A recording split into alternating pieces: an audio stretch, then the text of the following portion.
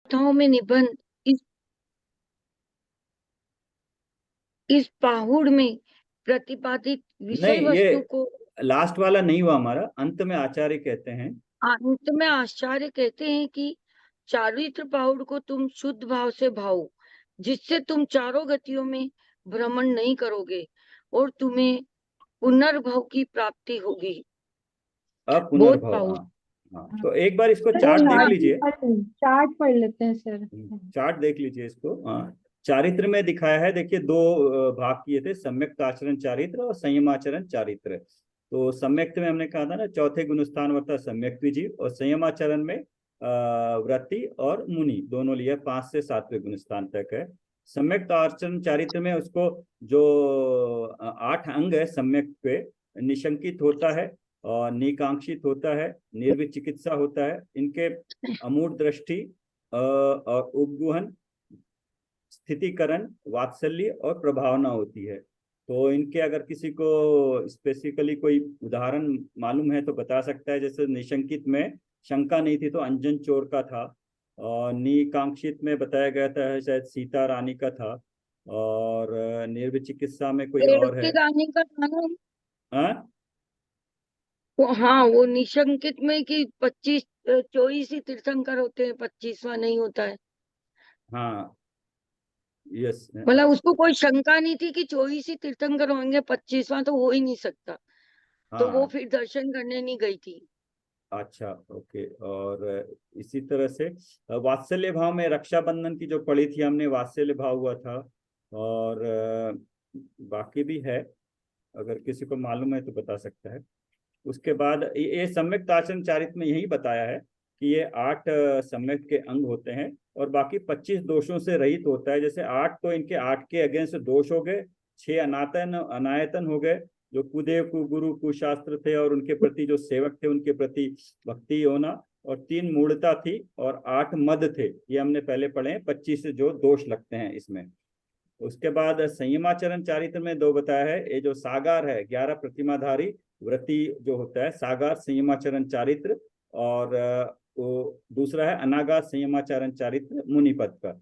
और इसमें 11 प्रतिमा में दर्शन, व्रत, सामायिक, प्रोषदोपवास, सचित्त, रात्रि भुक्ति, ब्रह्मचर्य, आरंभ त्याग, परिग्रह त्याग, अनुमति त्याग और उद्दिष्ट त्याग है। और उसके बाद व्रतों में लिया है 5 अनुव्रत, 3 गुणव्रत, 4 शिक्षा व्रत, ये 12 व्रत होते हैं। और फिर 5 अनुव्रत में तो पता ही है, 5 पापों के अगेंस्ट में अहिंसा, सत्य, अचौर्य, ब्रह्मचर्य और परिग्रह। और 3 गुणव्रत है, जो दिग्व्रत है, अनर्थ दंड त्याग व्रत है, और भोग उपभोग परिणाम व्रत है। तो ये यहाँ पे इन्होंने दिग्व्रत में ही देश व्रत को ले लिया है, और भोगोपभोग में शिक्षा व्रत को ले लिया है। और 4 शिक्षा व्रत जो दिखाए हैं, सामायिक, प्रोषद, अतिथि, संलेखना। ये जो डिफरेंस बताया ना, इसमें संलेखना ले लिया था, बाकी जगह बताया था संलेखना को अलग लिया, इन्होंने शिक्षा व्रत में ले लिया है। सामायिक, प्रोषद, अतिथि पूजा, संलेखना, है 4 शिक्षा व्रत हो गए। और उसके बाद ये तो हो गए व्रति के। अनागार मुनि के जो संयम आचरण चारित्र होता है, उसमें 5 इंद्रिय विजय है, जो स्पर्शन इंद्रिय, रसना इंद्रिय, घ्राण इंद्रिय, चक्षु इंद्रिय, कर्ण इंद्रिय का विजय। और 5 महाव्रत, जो अनुव्रत देखे थे वही अभी महाव्रत हो गए, अहिंसा महाव्रत, सत्य महाव्रत, अचौर्य महाव्रत, ब्रह्मचर्य महाव्रत, अपरिग्रह महाव्रत। और 25 क्रियाएं हैं, जो है 5 महाव्रतों की 5 भावनाएं होती है, उन्हें ही 25 क्रिया कहते हैं।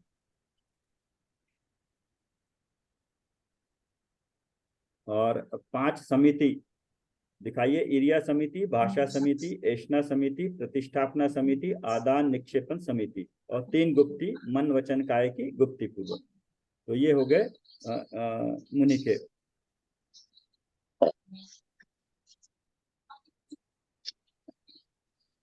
नेक्स्ट पढ़िए कोई बोध पाहुड़। मैं पढ़ूं? हाँ, पढ़िए।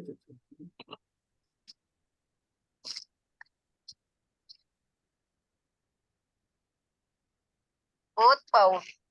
62 गाथाओं में निबंध इस पाउड में प्रतिपादित विषय वस्तुओं आचार्य देव ने 11 स्थानों में विभाजित किया है।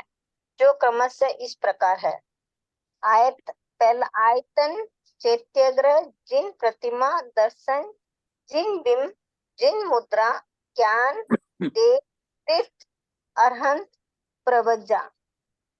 इस अधिकार में उक्त 11 स्थानों के माध्यम से एक प्रकार से निग्रह साधुओं का स्वरूप ही स्पष्ट किया गया है। कहा गया है कि निश्चय से निर्दोष निग्रह साधु ही आयतन है, चैत्यग्रह है, जिन प्रतिमा है, दर्शन है, जिन बिंब है, जिन मुद्रा है, ज्ञान है, देव है, तीर्थ है, अर्थ है और प्रबज्जा है। व्यवहार से धातु पाषाणमय इनकी आकृति ही बंद है। ध्यान रहे, साधुओं में अरंत भी सम्मिलित होते हैं। इस ग्रंथ को वचनिका लिखने वाले पंडित जयचंद जी छाबड़ा इस पहुड़ की वंचनिका के अंत में लिखते हैं। प्रथम आयतन, द्वितीय चैत्यग्रह, तीसरी प्रतिमा, दर्शन अरविंद, जिन छठो जिन मुद्रा यतिमा, ज्ञान ज्ञान सातमु, देव आठमु, नौमु तीरथ, दसमु दसमु है अरहंत, 11मु दीक्षा श्रीपथ। इम परमात्म मुनिरूप सती अन्य वेद सब विंध्य है, व्यवहार धातु पाषाण में आकृति इनकी वंद्य है। आयतन माने धन के स्थान।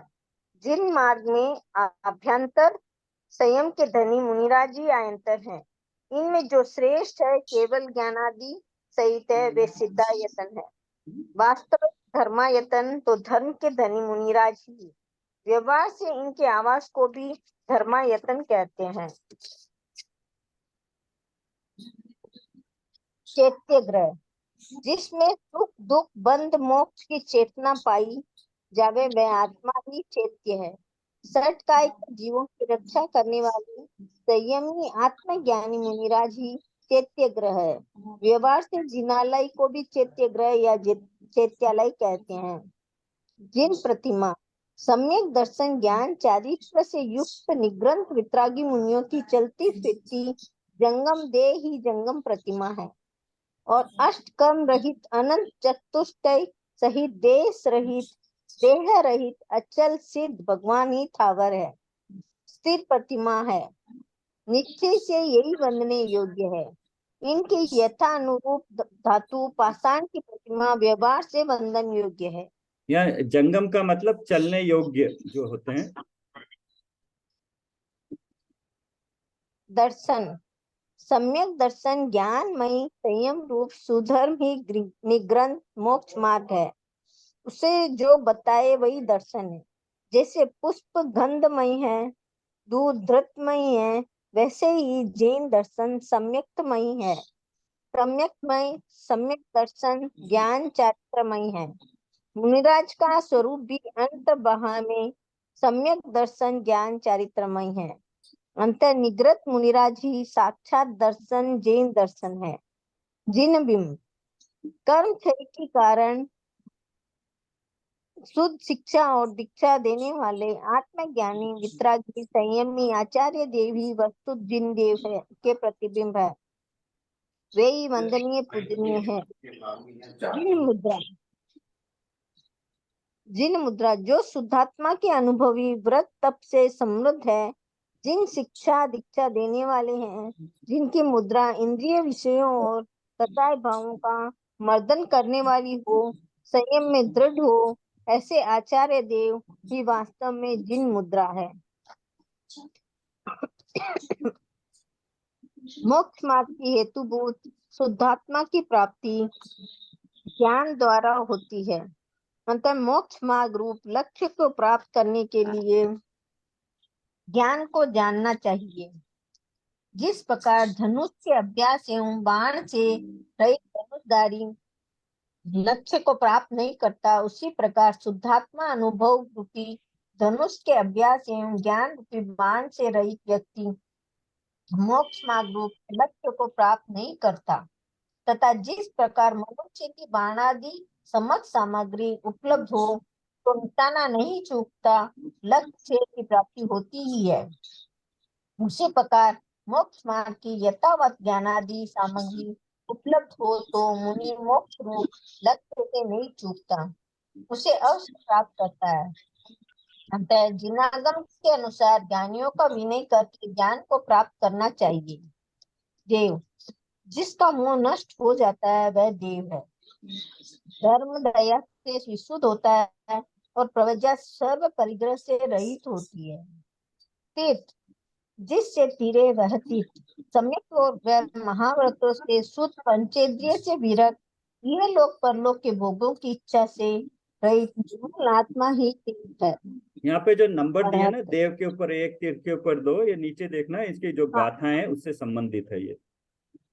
अच्छा। नीचे नोट्स दिए ना। हाँ, हाँ। तो ओरिजिनल गाथा में आप अरहत। देख सकते हैं। अरहत, सामान्य से समस्त केवल ज्ञानी अरहत होते हैं। अरहंत है। तो यहाँ पर अरहंत, तो यहाँ पर तीर्थंकर पद की इस प्रधानता से कथन किया गया है। नाम, स्थापना, द्रव्य भाव, इन 4 निक्षेपों द्वारा अरहंत का वर्णन करते हुए आचार्य कहते हैं, जो घाती कर्म अघाती कर्म के उदय से होने वाले दोषों से रहित और अनंत दर्शन, अनंत ज्ञान आदि अनुपम गुणों से युक्त है, वे नाम अरहंत के हैं। निश्चय नय से गुण स्थान, मार्गणा स्थान, पर्याप्ति, प्राण और जीव स्थान, इन 5 प्रकारों से अरहंत की स्थापना ही स्थापना अरहंत है।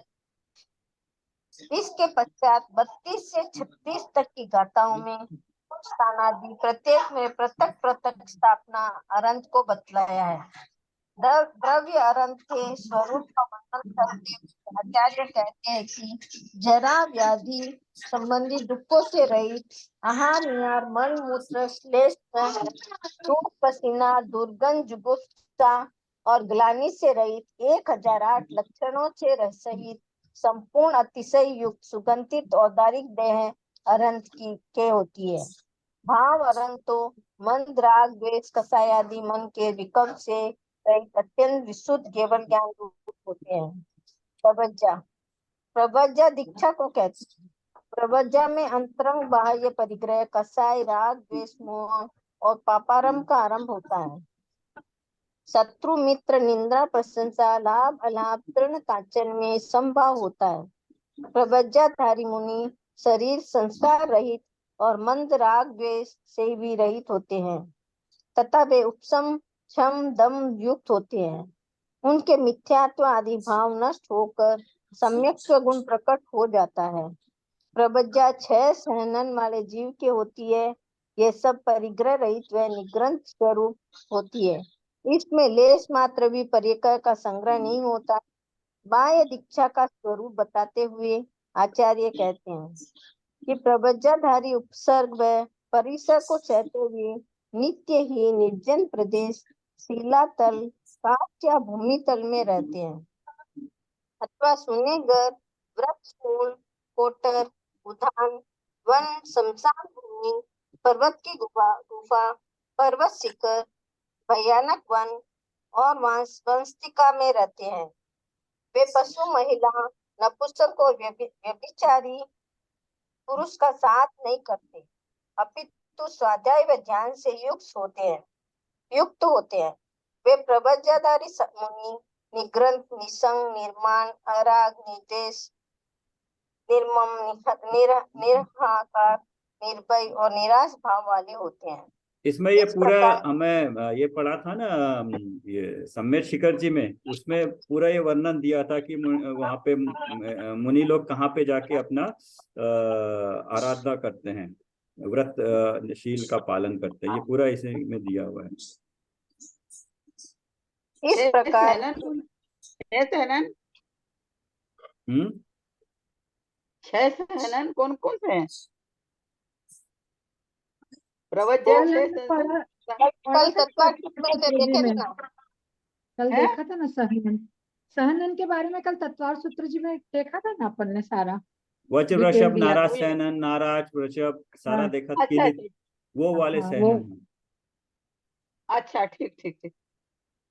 इस प्रकार जिन मार्ग में कथित सम्यक्त्व से शुद्ध निग्रंथ मुनि रूप का स्वरूप सापेक्ष में कहने के पश्चात आचार्य देव कहते हैं कि 12 अंगों व 14 पूर्वों के ज्ञाता गमक गुरु भद्रबाहु की परंपरा से जिन देव कथित मुक्ति मार्ग को जानकर मैंने षट कसकाय के जीवों के हित के लिए कहा है। हाँ, आज यहाँ रुकते हैं, टाइम भी हो रहा है, हाँ। 9:13 हो रहा है। तो ये इसको 12 अंग मतलब कल द्वादशांग हो गया। और ये परंपरा जिनेन्द्र कथित मुक्ति मार्ग को जानकर, ये इन्होंने एक्चुअली यहाँ बताया गमक गुरु भद्रबाहु जिन्होंने अर्थ को प्राप्त करके वही प्रवचन करते हैं, वही गमक गुरु होते हैं। और ये यहाँ ये भी बता रहे हैं कि ग्रंथ की परंपरा बता रहे हैं, जैसे ये उनके बाद इन्होंने लिया है, उन षटकाय जीवों के हित के लिए कहा है। इसमें दो तरह से बताया। एक तो पहले तो पूरी की पूरी मुनि या आचार्य को ही सब कुछ बताया, और व्यवहार और निश्चय से भी बताया है। निश्चय से या तो आत्मा को बताया है, और फिर या तो अनंत या सिद्ध भगवान को बताया है। व्यवहार और निश्चय दो लिया है, और आचार्य को ही सब कुछ माना है इसमें। और इस तरह से अगर हम निकालेंगे तो सारे आचार्य के कई सारे गुण निकल जाएंगे, क्या क्या दोष होते हैं एक लिस्ट बना सकते हैं। और अरहंत और सिद्ध के गुणों की भी हम एक लिस्ट बना सकते हैं, कितने क्या क्या दिया, निसंग, निर्माण, राग, निर्द्वेष, निर्मम, ये अलग अलग उनके अपेक्षा से हर एक का अपना अपना एक थोड़ा सा डिफरेंस होता है हर एक में। जैसे निसंग है, किसी का संग नहीं होता है, निर्गंथ है, अपरिग्रही होते हैं। तो ये कई सारे इनकी विशेषण है, इनको हम एक जगह लिख सकते हैं। सर अपन बोध पहाड़ जी को कल फिर से डिस्कस कर लेंगे एक बार क्लास के शुरू में। हाँ ठीक है, 11 आयतन है, 11 के बारे में। क्योंकि मेरी 9:15 से, और मेरी है ना आईडी में लीव करूंगी तो आप लोग सब लीव हो जाएंगे।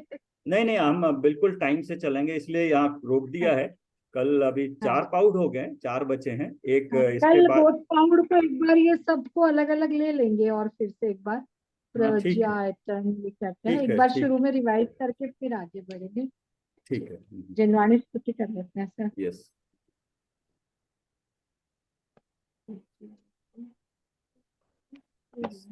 हे जिनवानी भारती तो है जपू दिन रैन, जो तेरी शरणा गए वो पावे सुख चैन। जो ज्ञानी के ज्ञान ते सूझे लोकालो, ओ वाणी मस्तक नमो सदा दे दो। जय जिनेन्द्र। सभी को जय जिनेन्द्र एंड सॉरी मुझे जाना पड़ेगा। नहीं, ये बिल्कुल ठीक है, 1 घंटा टाइम से चले अच्छा रहता है, हर एक को पता रहता है कब शुरू करें कब खत्म करें।